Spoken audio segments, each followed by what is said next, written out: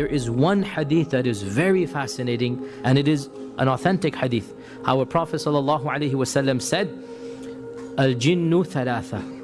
Jinns are of three types. One type, lahum ajniha, yatiruna fil hawa. One type, they have wings and they fly and they roam around in the air. They are flying around in the skies. They're living their lives and they're going by. The other type, they are hayat. There's a category of jinn that typically appears in the form of animals. And two animals in particular the jinns love to appear in. But sometimes there are other animals. And the two main animals that the jinns love to appear in are snakes and dogs. But this does not mean that they never appear in another form. They could have other forms as well. The third type of jinn is they come and they go. This is the one that seems to want to irritate us, want to frighten us, want to come into our lives. This third category. Again, there is a lot of discussion about this hadith. And there are some things that we can say very definitively. First of all, the question comes, are these three types the only three types of jinn? Some of the scholars say that the Quran and the Sunnah mention more than these. So these are an example of three types of jinn. But what I want you to take from this hadith, notice how there are three different types that the Prophet ﷺ talks about. And notice how the three have different characteristics and different abilities. So notice one flies through the air. The implication is that one flies through the air and the other one doesn't fly through the air. Some of them are good and some of them are bad. The good jinns are called jinns and the bad jinns are called shayateen. The jinn are all different. They have different abilities, different characteristics, they do different things, they like different things, they dislike different things. And there are different categories of shayateen. There's a shaitan, al-marid, and there's the afrit. As there's criminals, let us say, some of them are oppressors, some of them are transgressors, some of them are disbelievers.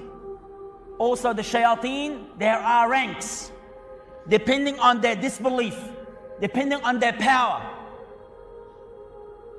And every type of them have different ability and different strength. Just like you, my dear brothers and sisters.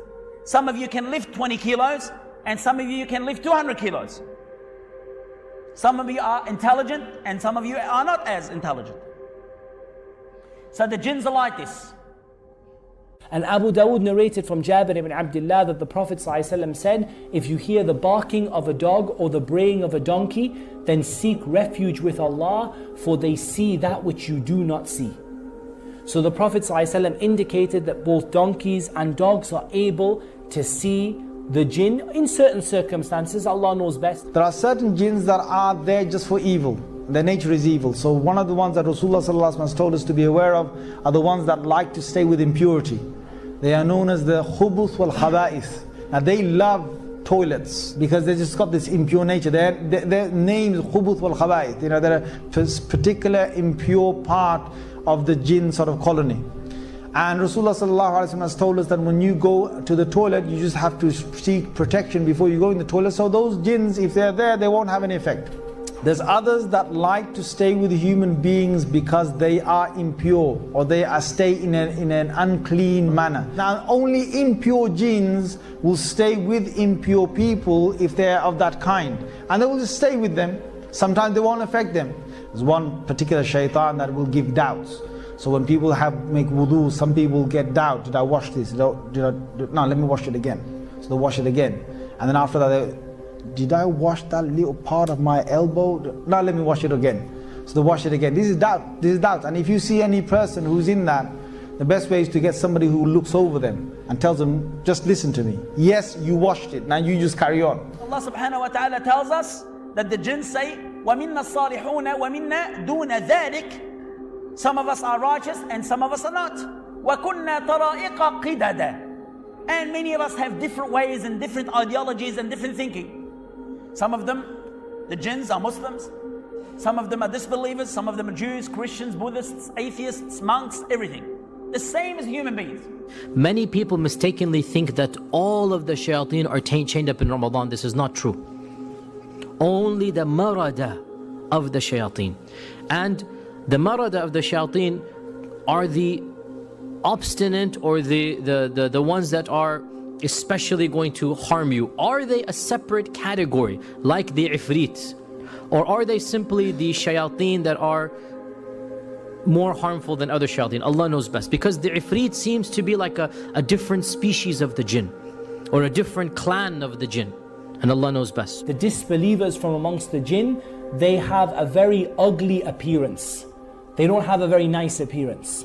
And we don't know a full appearance of them. I've met many patients who describe the jinn to me. I've met many people who have seen the jinn in various different forms. But I'm going to only quote you what Allah SWT tells us about the jinn in their appearance, or about the evil beings from amongst the jinn. Allah SWT tells us about the tree that grows from the base of the hellfire.